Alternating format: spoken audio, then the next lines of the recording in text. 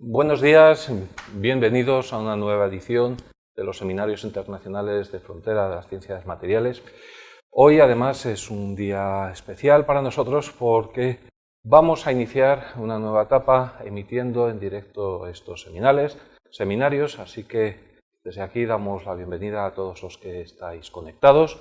Esperamos que os resulten interesantes y alentadores y si queréis hacernos llegar a través de Facebook las preguntas que os vayan surgiendo, trataremos de trasladárselas a los ponentes.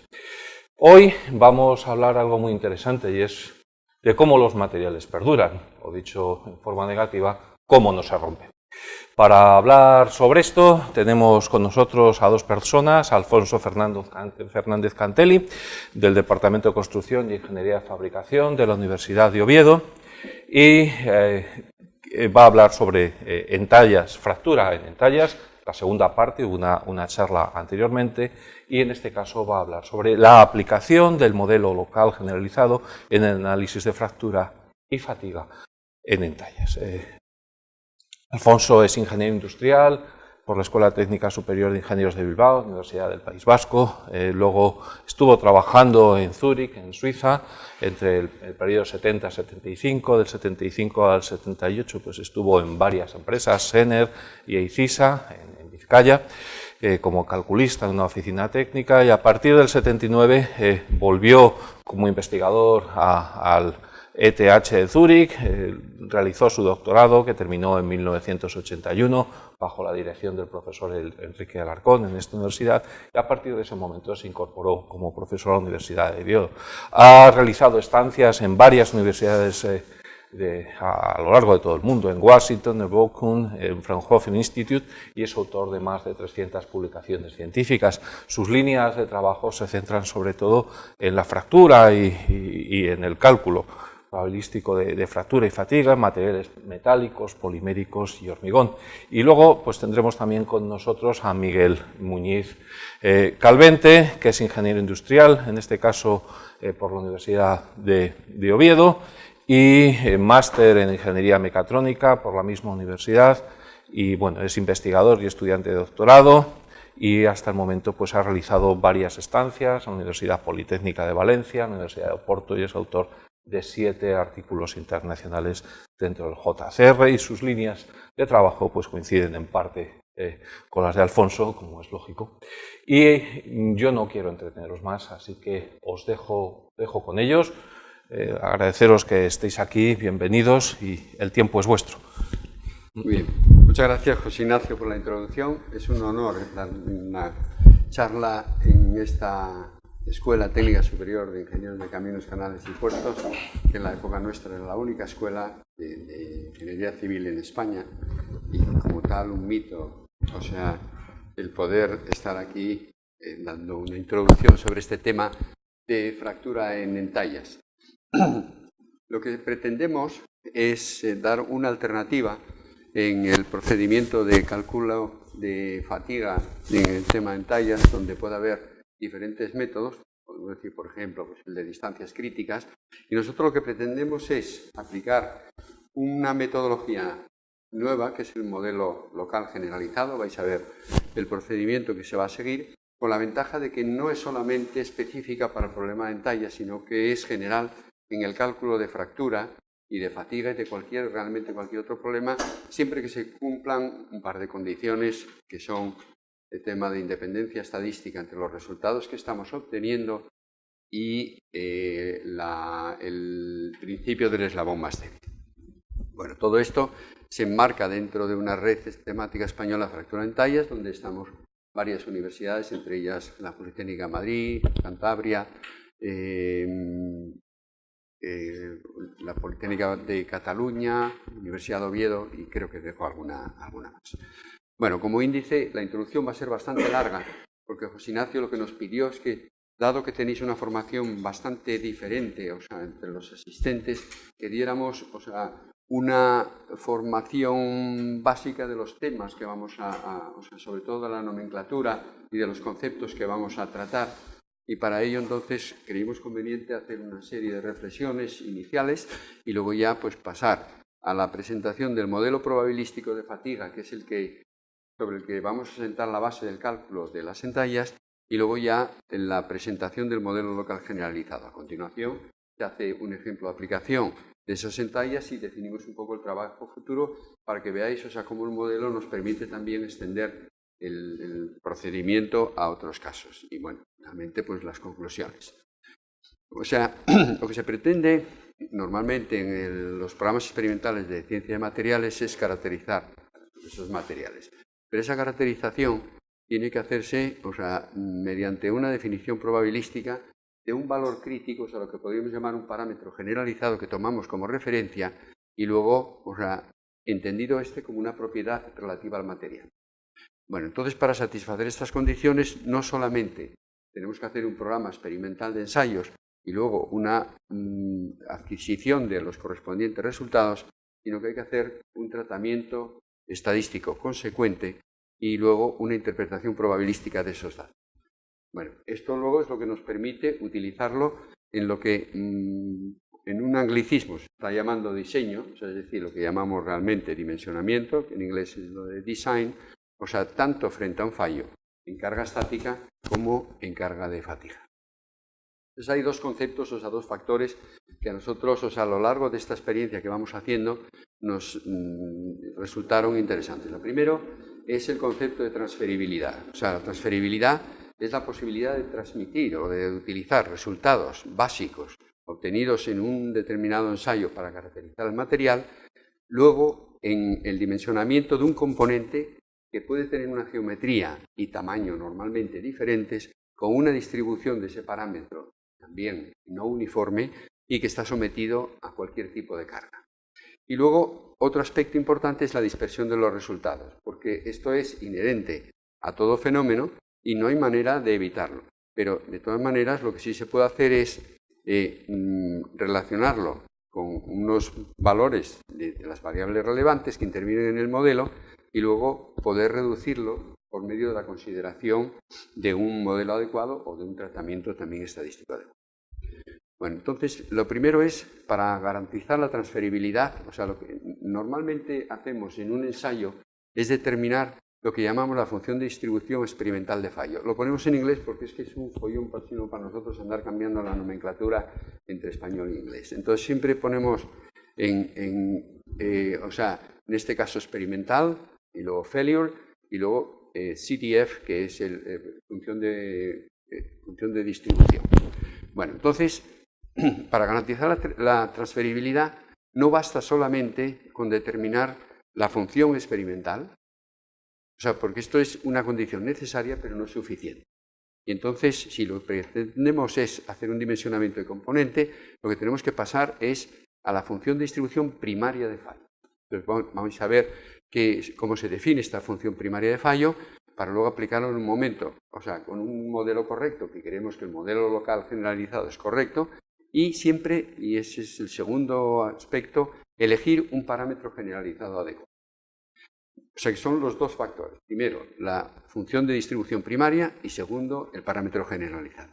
Entonces, solamente así somos capaces de garantizar esa transferibilidad de los resultados de unos ensayos primarios, o sea, en un ensayo tan simple como sea posible, para que se cumpla la independencia de los resultados. Es decir, que cualquier ensayo que utilicemos, los resultados son independientes del ensayo para obtener esa función de distribución primaria. Entonces, lo primero es, ¿por qué tenemos una dispersión de resultados? Bueno, primero, por la propia naturaleza aleatoria del fenómeno que estamos tratando. En segundo lugar, puede ser también debido a una inadecuación del modelo que nos hace, o sea, estar tomando como referencia un parámetro que no es el adecuado y que esto pues, está motivando la aparición de una dispersión que en realidad no es de tipo aleatorio como estamos diciendo. Y luego, en tercer lugar, a que estemos omitiendo algún parámetro, veremos un pequeño ejemplo, y que la omisión de ese parámetro lo apagamos, o sea, en una aparición de una dispersión mayor de resultados. De todas maneras, o sea, esto es una característica natural de todo ensayo, hay que aceptarlo, y una vez ya que se acepta, o sea, lo que hay que buscar son los modelos experimentales, o sea, y también la programación de los ensayos para que se pueda reducir lo máximo posible. Por ejemplo, el límite, o sea, nosotros, claro, en un modelo siempre tenemos un número de parámetros que elegimos como parámetros que están definiendo ese fenómeno. Entonces, supongamos que estamos considerando este modelo y marcamos un límite de complejidad en función del número de parámetros que estemos tomando. Lo que no podemos es, o sea, ilimitar prácticamente, o sea, ese número de parámetros porque el modelo se vuelve cada vez más complejo sin obtener compensatoriamente una mejor definición del fenómeno que estamos tratando. Por ejemplo, estamos en un fenómeno, estamos despreciando la temperatura. Eso puede ser razonable, pero en ese caso sabemos que vamos a tener una dispersión de los resultados en función de la temperatura que tenga el laboratorio en el momento que estemos utilizando. La solución podría ser incorporar esa temperatura, pero eso supone también, o sea, que el modelo correspondiente tiene que tener en cuenta ese nuevo parámetro que estamos introduciendo y de nuevo, o sea, un proceso de mayor complejidad. Y luego hay un aspecto que es que el ensayo que se está haciendo tiene que ser de un carácter suficientemente general, es decir, esto está relacionado con la elección del parámetro generalizado. Ese parámetro generalizado vamos a ver que tenga que tener una generalidad suficiente para definir el proceso y, por lo tanto, la función esa primaria de distribución que queremos utilizar y están ambos relacionados y tiene que tener, por lo menos, vamos a decir, una característica general suficiente como para definir el fenómeno. Bueno, entonces, ¿qué recomendaciones hacemos? Bueno, lo primero, recurrir a modelos probabilísticos, es decir, que con independencia de que estos sean, vamos a ver un poco lo que es la definición de modelos micromecánicos o físicos y modelos fenomenológicos, o sea, lo que tratamos es de que se incorporen en la definición de esos modelos, incorporen ese concepto probabilístico. En segundo lugar, nos parece muy importante que se introduzca o sea, en esa concepción probabilística la teoría estadística de valores extremos, porque normalmente como ingenieros nosotros lo que estamos es tratando porcentajes, o sea, probabilidades de rotura o de fallo muy pequeñas, o sea, pequeñas o muy pequeñas. Y eso lo que quiere decir es que independientemente de la distribución real que pueda estar detrás de ese fenómeno, eso se puede suplir de una manera muy sencilla con la consideración de esta teoría estadística de valores extremos y no de teorías estadísticas que estén sobre todo focalizadas hacia los valores centrales de las distribuciones. Sobre esto vamos a hablar un poco más tarde sobre el tema. Y luego finalmente el nivel de fiabilidad. Vamos a decir que esto ya sería como teoría de segunda orden. Normalmente lo que queremos es una definición probabilística y normalmente es ahí donde nos detenemos, pero verdaderamente si quisiéramos pasar a una definición más estricta, tendríamos que considerar lo que es la fiabilidad de esos resultados, incluso probabilísticos que estamos obteniendo, con lo cual prácticamente no tendríamos más remedio que utilizar o un número casi ilimitado de ensayos, esa cosa que no es posible, o bien recurrir al tema de simulación. Bueno, vamos a ver, por ejemplo, un caso en la aplicación del problema que estamos definiendo. Vamos a suponer que estamos utilizando, en un caso, esto podría ser de vidrio, pero también podría ser de cualquier otro material, estamos haciendo un ensayo de flexión a 4 puntos. Y entonces, o sea, con la correspondiente máquina de ensayos, o sea, vamos eligiendo primeramente el parámetro de referencia. Vamos a suponer que podemos elegir como parámetro de referencia o bien la carga o bien la tensión máxima que se pueda producir en la viga de 4 puntos. Y entonces obtenemos una serie de resultados que son los valores críticos en el momento en que se produce la rotura en un número n de ensayos, o sea, tal como está aquí. Bueno, esto a efectos prácticos supondría, por ejemplo, hacemos 30 ensayos, de esos 30 ensayos tomamos la tensión de rotura como parámetro generalizado de referencia y vamos anotando, o sea, en megapascales, por ejemplo, cuál es el resultado que tenemos. Bueno, a continuación ya pasamos a la evaluación estadística. Entonces, lo que hacemos es ordenar, o sea, en función de la tensión de rotura, de menor a mayor, y ahí tenemos los 30 ensayos ya, o sea, en un orden, o sea, esto no tiene ninguna repercusión, lo que sí tiene repercusión es el orden de ordenación de esa tensión de rotura. Entonces, a continuación, utilizando una fórmula de punteo, por ejemplo, esta es de Bernard, podríamos utilizar la de Hassen o cualquier otra, o sea, de ahí lo que vamos entonces es calculando, de acuerdo con K igual, en el primer caso, a 1 y N sería 30, vamos obteniendo las diferentes probabilidades de rotura asociadas a cada una de estas tensiones de rotura que hemos obtenido en el ensayo una vez ordenado. Y esto pues, vendría a las probabilidades de fallo desde aproximadamente un 2% a un 97%. Fijaros que en estas fórmulas realmente casi lo único que interviene, o sea, estos son, vamos a decir, fórmulas que se optimizan dependiendo en general de la distribución que se esté considerando, pero la trascendencia viene a ser nada más casi entre las primeras probabilidades y las últimas, ¿sabes? Como si trasladamos un poco todo el rango entre 2 y 97, o sea, con el fin de que sea más o menos simétrica, se ha visto que esas correcciones, porque normalmente sería caso I partido por N nada más. Bueno, entonces ya tenemos la distribución realmente, pero una distribución que no está asociada a ninguna distribución en concreto, o sea, es la distribución probabilística de este. Entonces, ahora, una vez que tenemos ya esos resultados, ahí entonces es cuando podemos hacer una propuesta de distribución estadística y, por ejemplo, decimos, yo quiero asociar estos resultados a una distribución, por ejemplo, de Weibull, de acuerdo con esta expresión de aquí, para ajustar los resultados ya con una fórmula analítica. Entonces, de acuerdo con esto, o sea, utilizando un programa ya estándar, yo lo que obtengo son los 3 parámetros de Weibull, o sea, el parámetro localización que nos marca el valor de probabilidad 0, el delta, que es el parámetro de escala, y beta, que es el parámetro de forma que normalmente está asociado al tipo de rotura que tenemos. Ahora, el problema es esto, entonces podríamos decir, ya tenemos ya la solución del problema, tenemos ya la distribución experimental del fenómeno, luego entonces yo ya puedo definir estadísticamente el problema de rotura de este caso. Pero esto solamente es aplicable a este ensayo en concreto y a esta distribución de carga.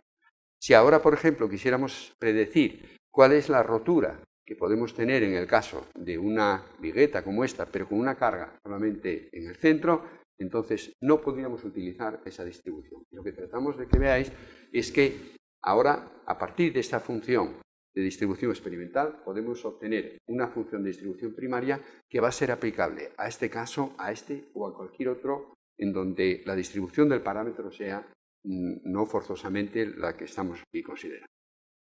Bueno, entonces, una evaluación estadística de los resultados experimentales mediante la función de distribución experimental solo permitiría una predicción fiable de fallo de probetas o componentes justamente para el ensayo que estamos haciendo.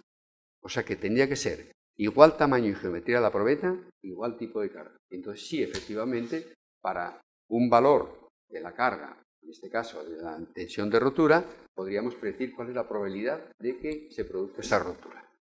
En el caso de que queramos hacer una predicción probabilística en un componente, cualquiera que sea su geometría y cualquiera que sea la carga que está haciendo, es decir, la distribución del parámetro S generalizado, entonces necesitamos la función de distribución primaria. Bueno, y esta, lo que sí tenéis que ir viendo es que esas distribuciones estadísticas están siempre asociadas a un determinado tamaño de referencia. O sea, no, el tamaño de referencia en principio es de libre elección. Ahora, el procedimiento que vamos a seguir evidentemente está condicionado con esto. Y una vez ya que tengamos, o sea, el parámetro la función de distribución y referido a ese tamaño de referencia, no hay ningún problema, o sea, en la traslación de esos resultados a cualquier otro tamaño de referencia, porque eso ya lo podemos hacer analíticamente de acuerdo con la teoría estadística, aceptando.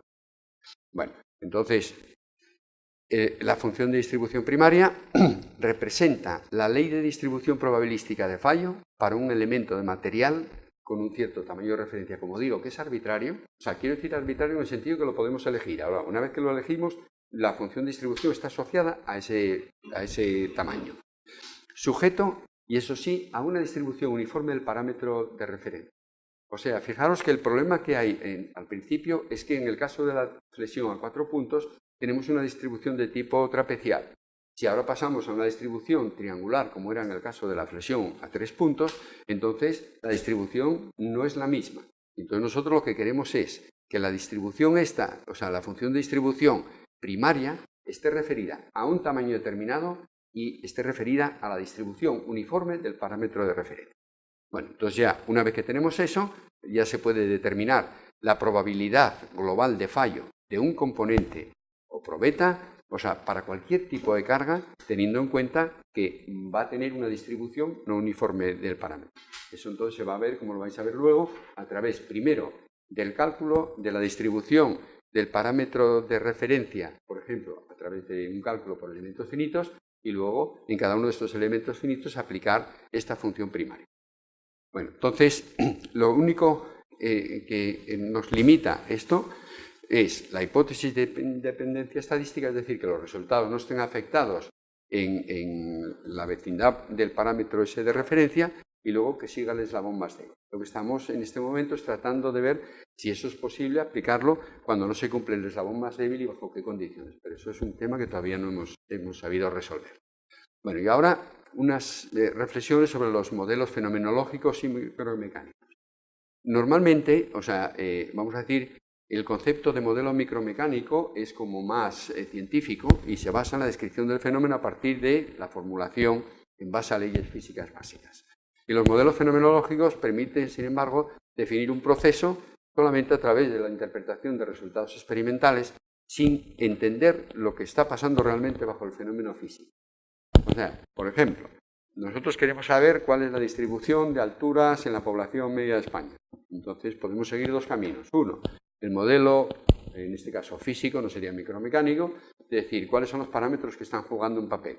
Sería la alimentación, sería la cercanía al mar, sería la orografía, sería, bueno, la genética, o sea, un montón de factores complicadísimos sobre esto.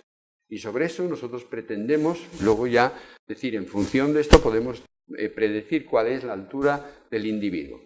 Y la otra alternativa es decir, yo no quiero saber absolutamente nada de todos esos problemas, yo me hago una encuesta, tomo 50.000 individuos, saco una distribución estadística y estoy seguro de que con eso, lo mismo que están haciendo las encuestas aunque fallan a veces, del tema político, pero con esa encuesta, sin saber nada del fenómeno, o sea, yo puedo hacer una predicción de cuál es la altura de un individuo dentro de la población.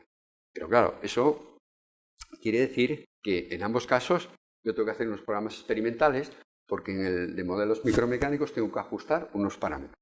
Y en el caso hay veces que coinciden, o sea, esos modelos. Por ejemplo, se puede ver que en el modelo fatiga que nosotros estamos proponiendo, a través de un modelo micromecánico, Volotin llegó exactamente al mismo tipo de problema. En el modelo local, o sea, Beremin, hizo una propuesta del modelo local muy parcializada, pero desde un punto de vista micromecánico, nosotros lo hacemos desde una consideración estadística más general y coincide, tal como está ahí.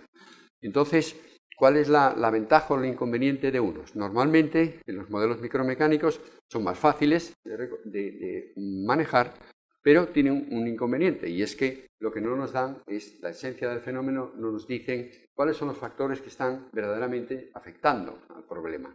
Entonces, imaginaos, por ejemplo, si yo quiero caracterizar un material en fatiga, yo creo que es mucho más eficiente un modelo fenomenológico. Pero si ahora me pedís cuáles son los factores por los cuales yo puedo mejorar el comportamiento de ese material, me declararía completamente incompetente porque no sabría decir si tengo que hacer un tratamiento térmico o cuáles son los factores sobre los que yo puedo influir para mejorar esas características del fenómeno de fatiga. O sea que con esto lo que se ve es que en un caso puede haber ventajas e inconvenientes y normalmente ambas formulaciones podemos decir que son complementarias. Una nos aportan a lo mejor mayor sencillez y nos facilitan lo que puede ser un tratamiento probabilístico. En el otro caso vamos a la esencia del problema y cuando se trata de hacer una mejora sobre el tipo de material, entonces no cabe duda de que hay que acudir a un modelo micromecánico para tener, o sea, la base sobre lo que podemos hacer. O sea, ¿cuáles son los inconvenientes del micromecánico? Que normalmente suele ser determinista por su complejidad, considera normalmente un número de factores, o sea, de parámetros mayor, o sea, y eso, pues, el problema es cómo evaluar o estimar esos parámetros que estamos introduciendo en el modelo. Y ahora, entonces, como conclusión, lo que podemos decir es que lo ideal es utilizar ambos y recurro a esa famosa frase que no se sabe si es de Albert Einstein o de otra serie de gente o si es anónima, o sea, decir que un modelo debe ser lo más simple posible, pero no más simple aún, ¿no? Bueno, entonces el esquema de actuación que vamos a proponer es, sobre la base de un modelo fenomenológico, nosotros lo que proponemos es un programa experimental. Sobre ese programa experimental, nosotros lo que hacemos es proponer un tipo de ensayos y un tipo de probeta, una geometría de probeta. Luego, a partir de ahí, viene un aspecto importante que es la elección del parámetro generalizado que vamos a tomar como referencia. Entonces, una vez que tenemos eso, ya como visteis antes, lo que hacemos es evaluación e interpretación. Bueno, primero la evaluación estadística experimental, y una vez que tenemos esto, deducimos la función primaria, o sea, y a partir ya de una supuesta transferibilidad, ahora ya podemos aplicarlo a la predicción de fallo del componente, o sea, y de ahí, o sea, una vez que tenemos esto, sacamos una función experimental que no es esta, o sea, es la que obtenemos a partir de la utilización precisamente de la función primaria. O sea, es decir, es una función experimental teórica. Y ahora esa función experimental teórica ya la podemos contrastar con, o sea, en su idoneidad con lo que es la función experimental de acuerdo con el ensayo, y ahora ya tenemos una generalización en la aplicación en el dimensionamiento de componentes. Y ahora dos palabras sobre el tema de distribuciones estadísticas. Normalmente, o sea, se está discutiendo sobre si, por ejemplo, sin fatiga, si es mejor, o sea, una distribución logarítmico normal, si es de Weibull, si es de Gumbel o si es de lo que sea. Entonces, la discusión sobre ese particular, o sea, yo creo que es completamente superflua. O sea, porque precisamente debido a que normalmente nosotros estamos utilizando probabilidades bajas o muy bajas, entonces todas las funciones tienden, de acuerdo con la teoría de extremos, a 3 dominios de atracción. Y esos 3 dominios de atracción están bien claros, son Fréchet, Gumbel y Weibull. No hay otros. O sea que si estamos calculando probabilidades del 1%, por ejemplo, no nos interesa hacer un ajuste y discutir si eso es, o sea, la función de distribución de logarítmico normal, simplemente sabiendo que la función logarítmico normal tiende a una función de Gumbel. Luego, en probabilidades bajas, o sea, lo que haríamos sería un ajuste mediante una función de Gumbel, ignorando cuál es la función que puede haber en el otro lado. Y hay más ventajas, o sea, porque claro, en la extrapolación, o sea, si no sabemos cuál es la distribución real, podemos cometer un error, mientras que a través de las funciones extremas no se comete ese error. Entonces, y luego hay otro tema. Estas distribuciones pueden ser de máximos o de mínimos, y como ingenieros sabemos perfectamente cuál es el tipo de función de distribución que queremos. Si estamos con materiales, normalmente estamos implicados en problemas de mínimos, porque lo que nos preocupa es el mínimo valor que pueda admitir una resistencia de un material. Si estamos ante una definición de cargas, estaremos ante un problema de máximos. Y entonces, dentro de eso, la propia naturaleza de estas funciones ya nos dicen, o sea, qué problema estemos tratando.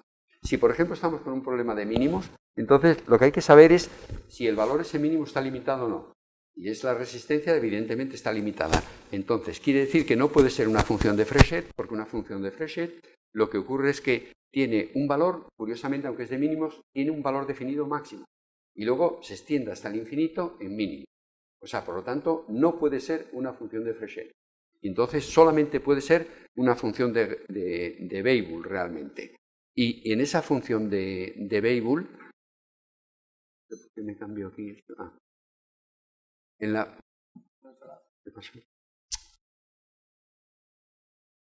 ¿Qué pasó aquí? Bueno, y entonces en la función de Weibull, esa sí que cumple la condición de que tiene un valor mínimo de resistencia y prácticamente, aunque no sea verdad que tenemos un valor ilimitado en la parte superior, como nosotros estamos implicados solamente en porcentajes muy bajos, esa es la distribución adecuada.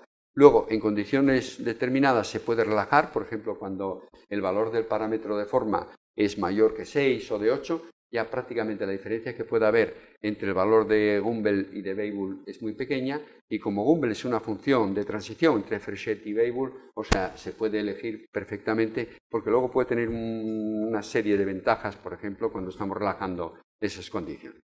O sea que, con esto lo que quiero decir es que la discusión sobre cuál es la función que vamos a decir, ajusta perfectamente sobre toda la curva de probabilidades en el caso práctico, como ingenieros no nos interesa solamente en aquellas colas que estén implicadas. En el caso de la resistencia o caracterización de materiales serán los valores pequeños de probabilidad, en el caso, vamos, de mínimos además, y en el caso de cargas serán también valores de mínimos, pero para un problema, en ese caso, de máximos. Bueno, entonces yo voy a definir de una manera muy rápida, o sea, cuál es el modelo probabilístico de fatiga, porque es el que utilizamos después, gracias a la normalización que permite a la hora de calcular, de utilizar el modelo local. Bueno, hay muchos modelos, o sea, y particularmente fenomenológicos para definir, o sea, el número de ciclos a la rotura, que es lo que estamos normalmente manejando en el caso de una distribución, o sea, en el caso de la definición del campo de SN o de Wheeler. Entonces, aquí lo que queremos es, en la definición esta fenomenológica, introducir conceptos probabilísticos en esa definición. Normalmente, ¿qué es lo que se hace? Pues se hace incluso más simple que esto. Lo que se hace es calcular una recta de regresión en donde no hay información sobre el límite de fatiga, o en el mejor de los casos lo que se estima es, mediante una hipótesis, vamos a decir arbitraria, cómo es el ajuste que se está produciendo para la curva mediana, o sea, para la del 50%. Y cuando ya se pretende pasar a determinar probabilidades de rotura, pues hay que introducir conceptos adicionales en esa definición. Nosotros creemos que este objetivo queda cumplido en el modelo de regresión que hemos propuesto Castillo y yo, o sea, sobre el tema, o sea, en donde introduce conceptos probabilísticos. Aquí la genialidad de Castillo, o sea, en la definición del problema de fatiga, yo hace tiempo lo que le formulé es que lo que me daba cuenta es que si yo estoy utilizando unos ensayos a un nivel determinado, yo tengo aquí unos resultados, luego hago otro nivel, las distribuciones esas, en principio, antes, lo que se estaba haciendo era calcular la distribución a este nivel, luego a este otro nivel y así sucesivamente. Y eso exigía un número relativamente alto a cada uno de los niveles que se está tratando y luego, o sea, el no saber cómo se pueden correlacionar, o sea, esos niveles en cada uno de ellos. Entonces, lo que formuló fue una condición de compatibilidad. Bueno, primero por razones estadísticas dice, aquí tienen que ser distribuciones de Weibull y entonces esas distribuciones de Weibull tienen que ser de mínimos, esas distribuciones de mínimos, o sea, lo que estamos jugando son con unas funciones que nos definen el parámetro, o sea, una función del parámetro de localización, una función del parámetro de escala y una función del parámetro de forma. Y esto tanto, si estamos tomando el sentido horizontal, es decir, para un delta sigma fijo, estamos viendo cuál es el número de ciclos, o bien si estamos fijando el número de ciclos y vemos cuál es la distribución de delta sigma. Pues tiene que haber una compatibilidad entre esas distribuciones y esta probabilidad tiene que ser la misma probabilidad que esta. Entonces de ahí lo que sale es, bueno, quitando aquí sería 1 menos exponencial, pero bueno, como igualamos, al final se llega a esta ecuación funcional. Y precisamente Enrique en aquel momento había visto, o sea, tenía una idea de qué eran las ecuaciones funcionales, consultó, en ese momento estábamos en Zúrich, consultó en la biblioteca, o sea, un tema de ecuaciones funcionales, hizo una propuesta de solución particular de esa solución funcional. Después, más tarde, consultando al especialista mundial, o sea, sobre el tema de ecuaciones funcionales, consiguió la solución completa de esa ecuación funcional y esa solución es, bueno, vamos a verla posteriormente, está aquí. Lo que nos dice es que el modelo S es un modelo de hipérbolas donde aparecen dos asíntotas que son el límite de fatiga y este otro de difícil interpretación, pero la ventaja de esto es que el ajuste de los parámetros se puede hacer en dos etapas.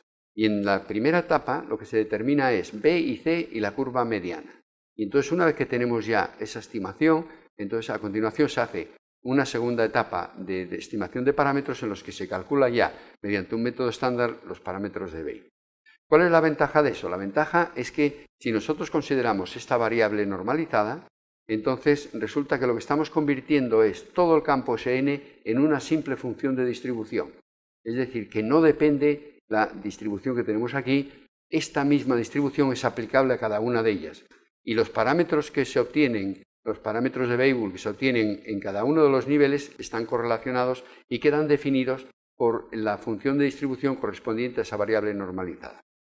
Como consecuencia de eso, entonces, tiene una ventaja además, y es que, como más tarde descubrieron, colegas de Portugal, no tiene por qué ser forzosamente esta función delta sigma, en la función normalizada, sino que se puede generalizar este parámetro. Y de hecho, el pensar siempre en delta sigma es una limitación que tenemos, vamos a decir, tradicional, creyendo que el parámetro de referencia en fatiga es precisamente el delta sigma. Entonces, una vez que se ve esto, se puede hacer ya una generalización, por ejemplo, en el caso que el material no sea elástico lineal, sino que tenga un comportamiento plástico, entonces lo que hay que ver es cuál es el parámetro generalizado que podemos considerar ahí en lugar de el parámetro delta sigma. Bueno, con esto lo que hicimos fue un desarrollo de un programa de evaluación, que es de libre acceso, en esta referencia, y se puede bajar, y se puede hacer la evaluación con él. Bueno, en el caso, ¿cuál es el problema que tenemos nosotros? El problema es que nosotros hacemos este ensayo, lo hacemos para una probeta determinada. Y esa probeta determinada tiene una determinada geometría. Y esa geometría lo que dice es que tenemos una distribución del parámetro de referencia. Por ejemplo, en este caso estamos considerando delta sigma, pero podría ser otro parámetro. Podía ser, pues, no sé, un parámetro de von Mises, podía ser, en lugar del sigma máximo, o podía ser una derivación de la integral J, cualquiera nos vale, para. Y entonces el problema que tenemos es cuál es el parámetro de referencia que yo tengo que elegir aquí. Eso es, vamos a decir, en principio, el primer paso que tenemos que hacer. Y el segundo paso es cómo tenemos que definir la longitud de referencia para que podamos convertir esa función de distribución que estamos obteniendo a través de estos ensayos referida a una distribución uniforme del parámetro y, en segundo lugar, a una determinada escala. Y eso es lo que vamos a conseguir a través de la función primaria de distribución. Vale, y aquí entonces Miguel continúa ya con el modelo local generalizado. Bueno, muy buenas. En primer lugar, agradecer a José Ignacio la invitación también por dar parte de este seminario. Y a continuación voy a tratar de resolver las siguientes preguntas que se plantean aquí, ¿vale? Antes de presentar el modelo local. La primera sería, ¿cómo puedo comprobar la validez de un criterio de fallo? Que es un poco siguiendo la línea que acaba de presentar Alfonso. ¿Cómo influye el tipo de ensayo realizado sobre los resultados experimentales obtenidos? ¿Qué es el efecto de escala? Que creo que todos lo conocemos, pero puse una transparencia para hacer un poco hincapié en él. Cómo tener la función de distribución primaria sobre la que os ha estado hablando Alfonso a través del modelo local generalizado y cómo obtener esta función también en fatiga. Y por último, pues responder si es posible utilizar el modelo local generalizado para la evaluación conjunta de distintos resultados experimentales. Y después, en el punto 4, este sería el punto 3 de la presentación, en el 4 veremos una aplicación práctica a un caso de fatiga en entalles. Bueno, empezando con la primera, pues la manera usual de comprobar la validez de un criterio de fallo pues sería realizar varios tipos de experimentos e intentar trasladar resultados de un tipo de experimento a otro. Y bueno, también se da muchas veces que no existe un ensayo estandarizado. Se puede hacer ensayos para caracterizar en 3 puntos, 4 puntos o varios tipos de ensayos diferentes si queremos poder obtener la misma propiedad del material con diferentes ensayos. Y también en la literatura pues hay diferentes ensayos sobre el mismo material intentando caracterizar el mismo parámetro y el objetivo sería que siempre se tuviera el mismo parámetro independientemente del tipo de ensayo. Entonces, por ejemplo, si recurrimos a realizar primero este tipo de ensayo, presión en 4 puntos sobre una placa y tenemos la tensión máxima como criterio de fallo, pues podríamos obtener a través de 30 ensayos el valor medio y más o menos la dispersión que obtenemos. Y posteriormente realizamos un ensayo que, si os fijáis, es un cuarto del que tenemos aquí, ¿vale? Sería 150 por 500 y flexión en 3 puntos. Y obtenemos los resultados experimentales. A priori podríamos pensar que las medias son diferentes e incluso la dispersión o donde nos encontramos los resultados son diferentes, como podemos ver aquí si los superponemos. Con lo cual, lo primero que podríamos pensar es no estamos escogiendo bien el parámetro generalizado que define el fallo, porque tenemos dos resultados y tenemos dos medias diferentes y dos dispersiones diferentes. Pues no es así. Estos son datos simulados y el parámetro está bien elegido. Lo que pasa es que en la función de 4 puntos teníamos una superficie, era una geometría mucho mayor y una superficie mucho mayor sometida al parámetro crítico, con lo cual es normal que falle antes, probabilísticamente, por el principio les son más débiles. Y en el de 3 puntos estaba muy localizado, con lo cual tenemos que tener mayor dispersión, una media mayor y mayores valores del parámetro crítico. Sin embargo, si estas dos curvas experimentales las transformamos en la curva primaria, que nos da la probabilidad de fallo para un elemento finito del modelo que teníamos antes, por ejemplo, 1 milímetro cuadrado, la función de distribución primaria es la misma para ambas distribuciones. Y a través de esta podríamos predecir el fallo para la de 4 puntos o para la de 3 puntos o para cualquier otro tipo de distribución.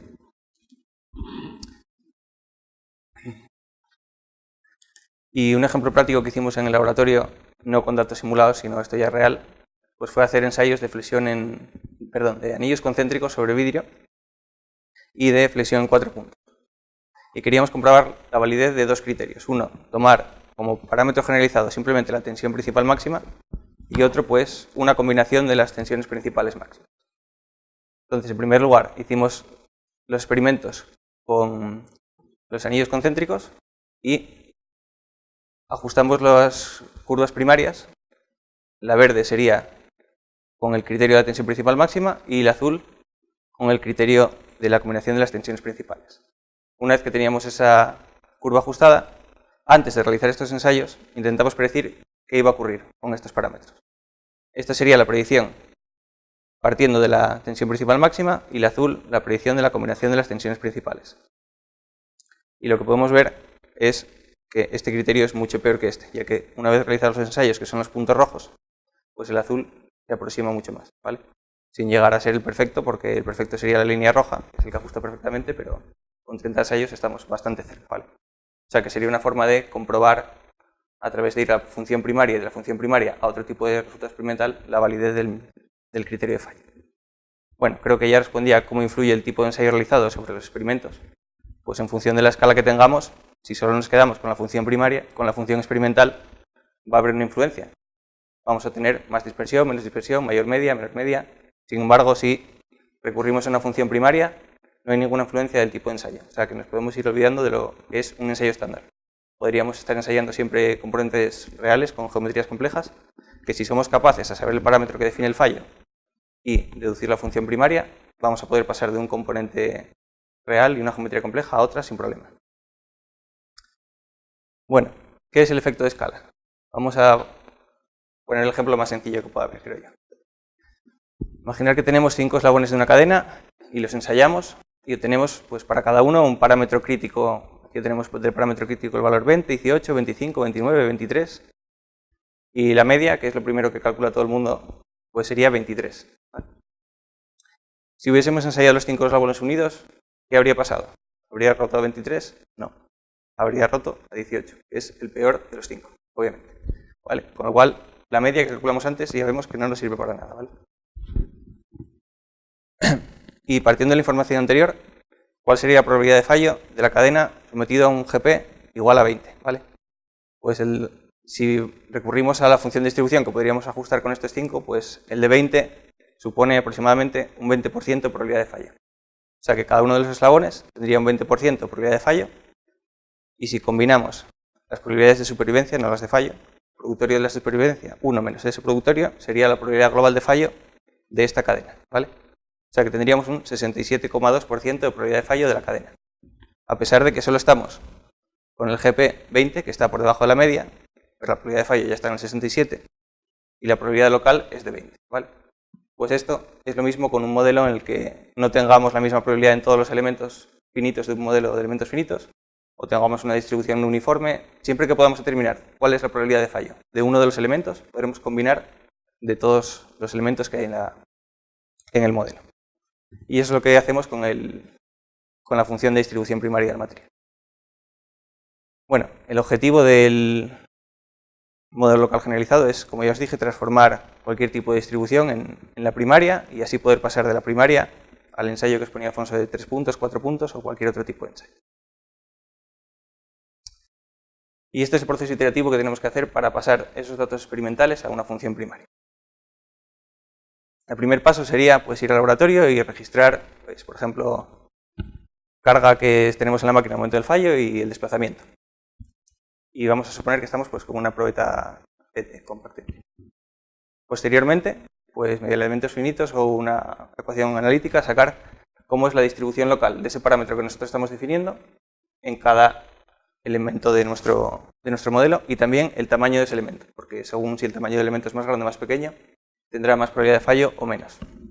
Entonces, por ejemplo, pues aquí podríamos obtener la distribución del factor de intensidad de tensiones a lo largo del frente de grieta, por poner un modelo que sería lineal. Si antes estamos en superficie con la placa en 4 puntos, y si fuera volumétrico, pues podría ser la tensión en el volumen de un elemento finito, por ejemplo, que es lo que usualmente se utiliza en el modelo de clivaje de Beremin. Una vez que tenemos esto, pues podemos coger los máximos de esos experimentos y ajustarlos y obtener pues, la distribución experimental, ¿vale? Que nos serviría para el ancho de probeta en este caso que estamos utilizando, pero no es lo que queremos realmente. En realidad lo que queremos es transformar la distribución que tenemos, aquí está puesto, bueno, pues para poner un ejemplo con flexión en 4 puntos que se ve mejor que con el frente de grieta, ¿vale? Si tuviéramos esta distribución de un parámetro crítico, en realidad queremos obtener una distribución que sometido solamente al valor máximo, de forma constante, tenga la misma probabilidad de fallo que la distribución real. Y si conseguimos esto, podremos tener la probabilidad de fallo de un elemento sometido a un valor constante. Para ello, lo primero que tenemos que obtener es la probabilidad de fallo de la distribución azul, que lo tenemos a través de la probabilidad de fallo de cada uno de los elementos. Aquí tenemos valor crítico en el elemento J para el experimento I.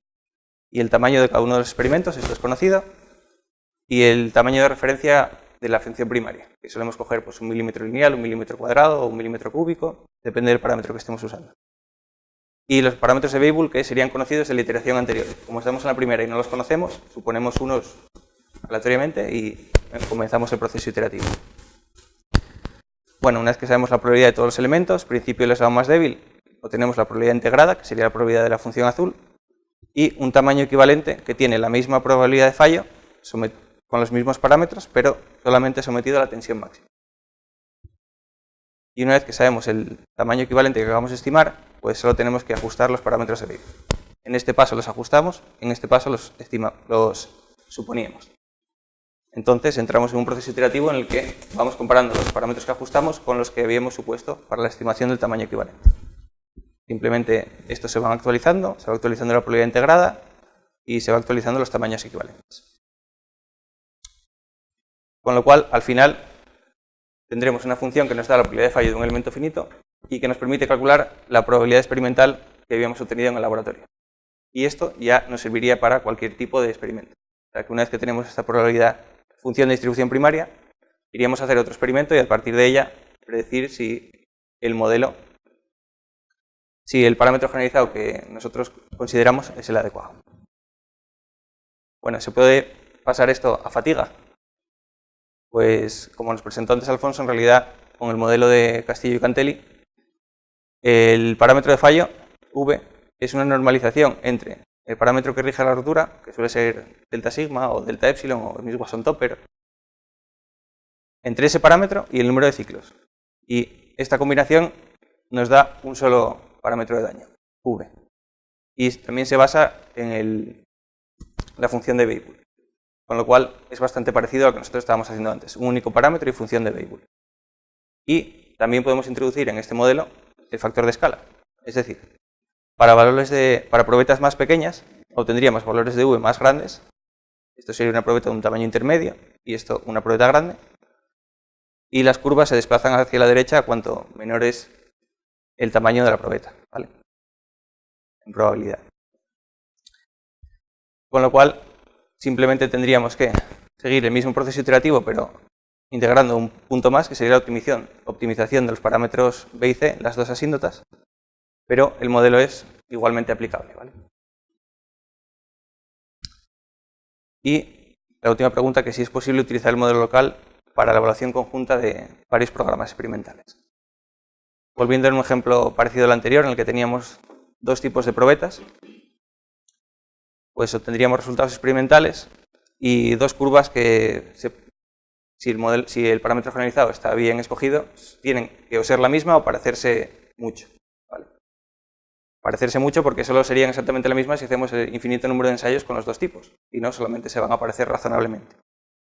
Pero claro, si tenemos dos que se parecen, ¿con cuál nos quedamos? En realidad querríamos tener una con el doble de fiabilidad, porque si hubiéramos hecho 60 ensayos de un solo tipo, tendríamos una curva ajustada con 60 ensayos.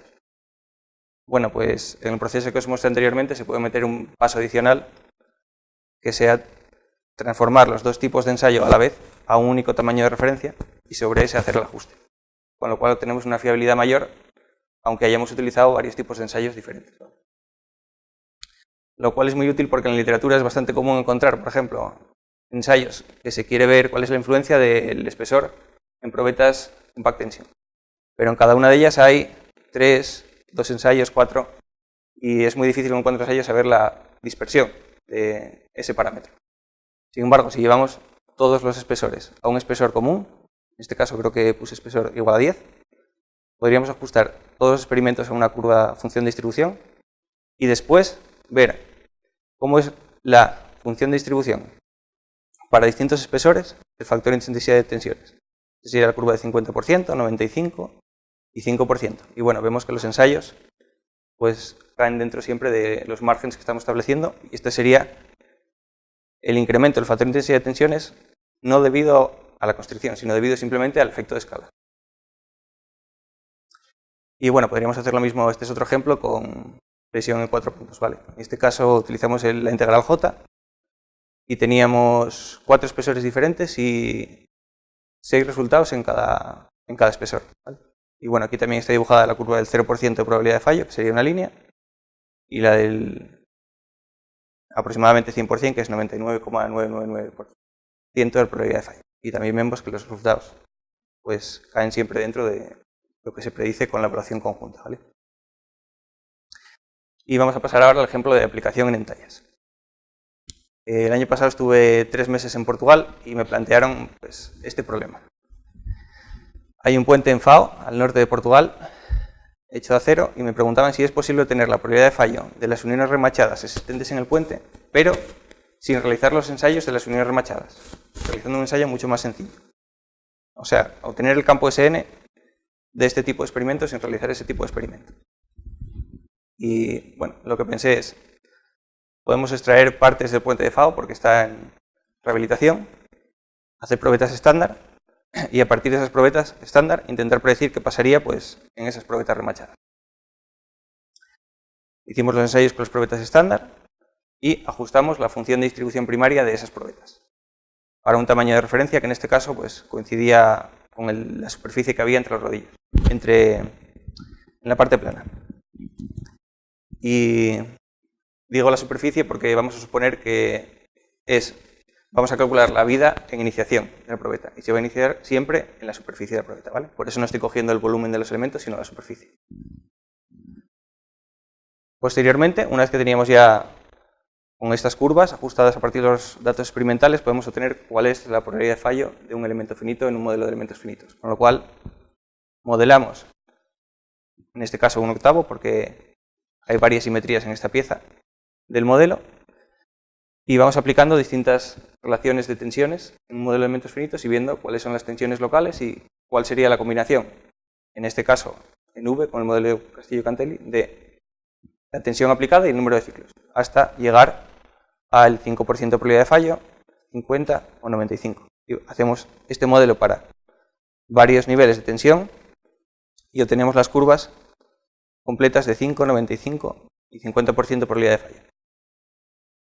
Y después hacemos los resultados experimentales y bueno, vemos que coinciden y caen dentro, ¿vale? Con lo cual podemos decir que en este caso conseguimos pasar de un modelo a otro. Y algo que también nos permite el modelo local generalizado pues es pasar lo que serían mapas, en este caso el parámetro generalizado fue la deformación, no la tensión, mapas de deformaciones locales a mapas de probabilidad local, ¿vale? En este caso hay que fijarse que estamos en escala logarítmica, ¿vale? O sea que los valores que vemos por aquí son realmente bajos, muy cercanos a cero. Claramente la probabilidad más alta y que rige el fallo pues está en esta zona de aquí. Pero lo que nos permite esto es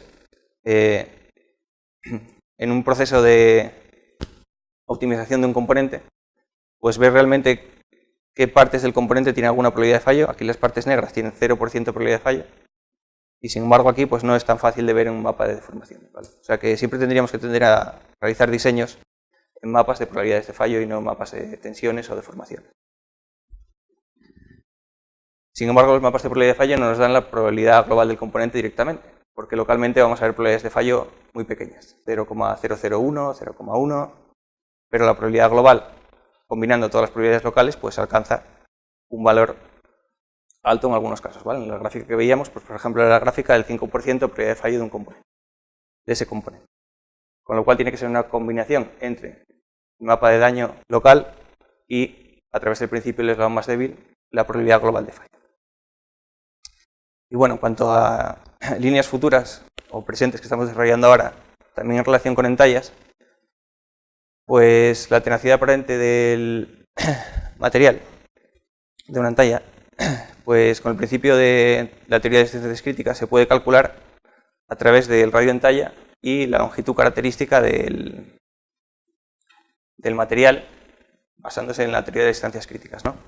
Pero solemos ver en la literatura gráficas como estas, que a pesar de que hay una dispersión clara para diferentes radios de entalla de la tenacidad, pues se suelen quedar con un valor medio de este valor únicamente. Y sin embargo nosotros consideramos que no era muy difícil intentar pasar todos los ensayos a un único radio de entalla normalizado, obtener una curva que relacione una tenacidad aparente equivalente, en este caso para un tamaño equivalente que nosotros queramos, ajustar todos los ensayos y a partir de ahí hacer una desnormalización y volver a la gráfica que estamos acostumbrados a ver y ver cómo la curva que teníamos antes del 50%, que sería esta amarilla, o sea, la curva media ajustada con el proceso anterior, pues en este caso es la del 50%, pero nos permite obtener todo el rango de probabilidades de fallo. Y como vemos, la dispersión crece con el radio de entalla y da más información que las gráficas anteriores. Y nuestro siguiente paso o intención es transformar estos tipos de diagramas que estamos tan acostumbrados a ver en diseño en entallas, pues que aquí no exista solamente un valor 1 y aquí, bueno, prácticamente 1 para el diseño. Y aquí no tener información de lo que pasa en cuanto al rango de probabilidad, sino pues tener unas curvas y paralelas a estas, bueno, no exactamente paralelas, pero que definen las probabilidades de todos los ensayos que estamos viendo aquí. Y como conclusiones de la presentación, pues se presentó una metodología basada en el modelo local generalizado, tanto para fractura como para fatiga, a través del modelo de Castillo y Cantelli, que permite deducir esta función primaria. Y la aplicación de este modelo se alcanza mayor generalidad en relación con otras soluciones actuales, ya que la predicción de vida en fatiga se considera la distribución del parámetro y no solo el valor máximo del mismo, de manera local. Se aplicó a un ejemplo de predicción en uniones remachadas y bueno, se está haciendo una extensión de este tipo de modelo pues, a otros criterios y a otros componentes y otros materiales. Siempre que sepamos cuál es el parámetro generalizado que rige la rotura en nuestro material. Bueno, agradecer a la financiación al Ministerio de Economía y Competitividad a través de la Red Temática Española de Fractura en Entallas y muchas gracias por vuestra atención.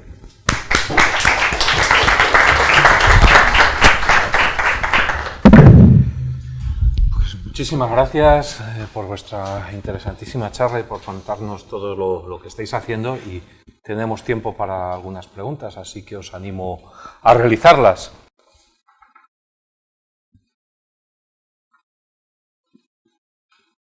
Veo que estamos todos un poco tímidos, pero bueno.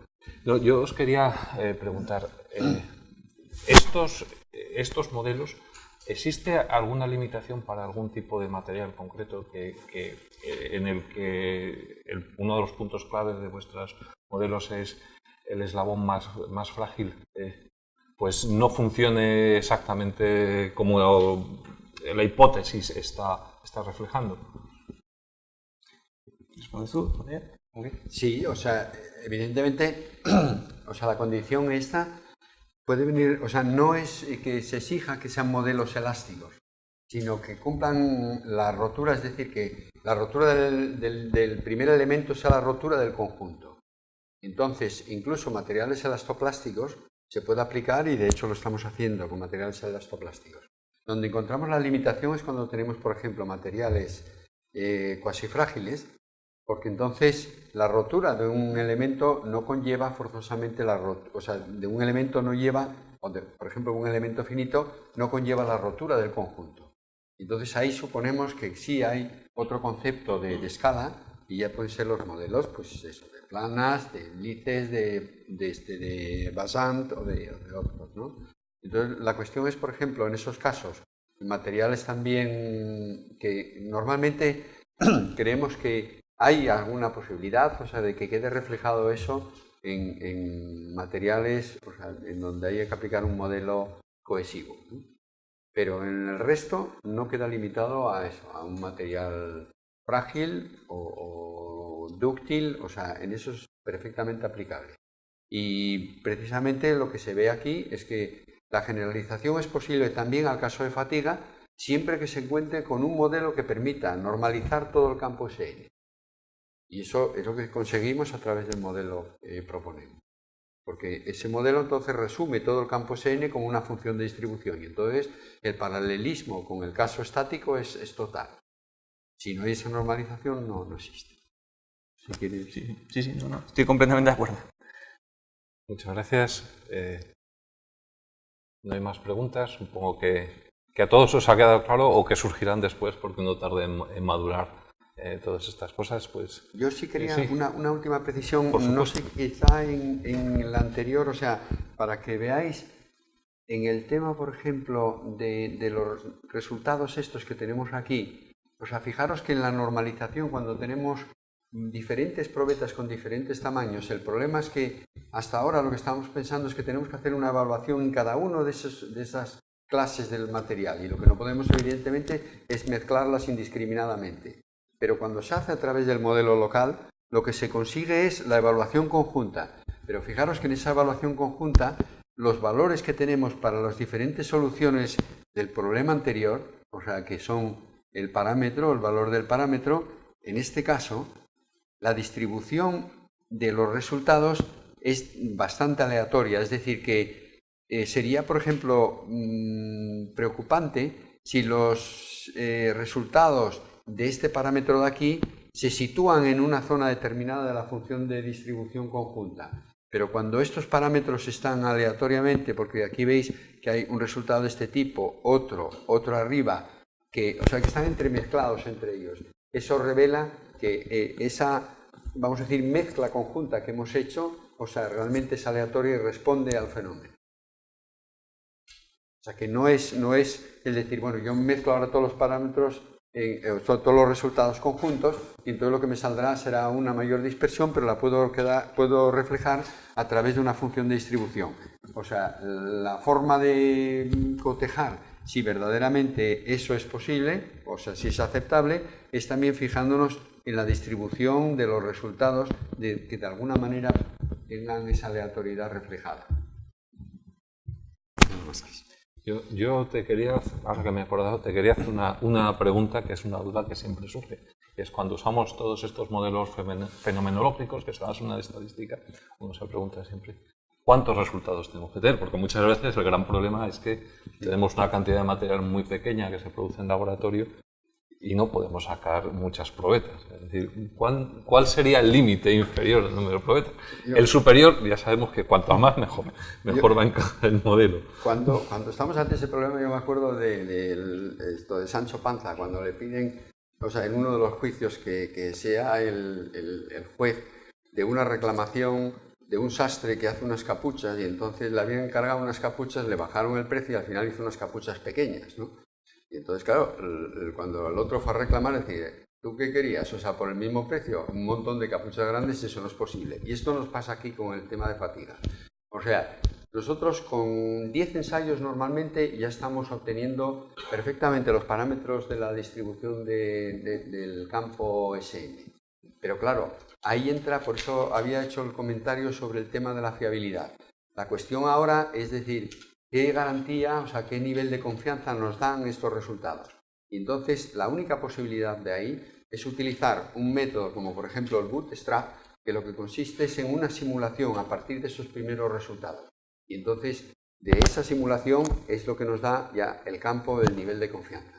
O sea, quiero decir que por eso es un poco engañoso el decir, bueno, yo con 10 resultados obtengo la curva SN, ¿de acuerdo? Incluso la curva SN probabilística.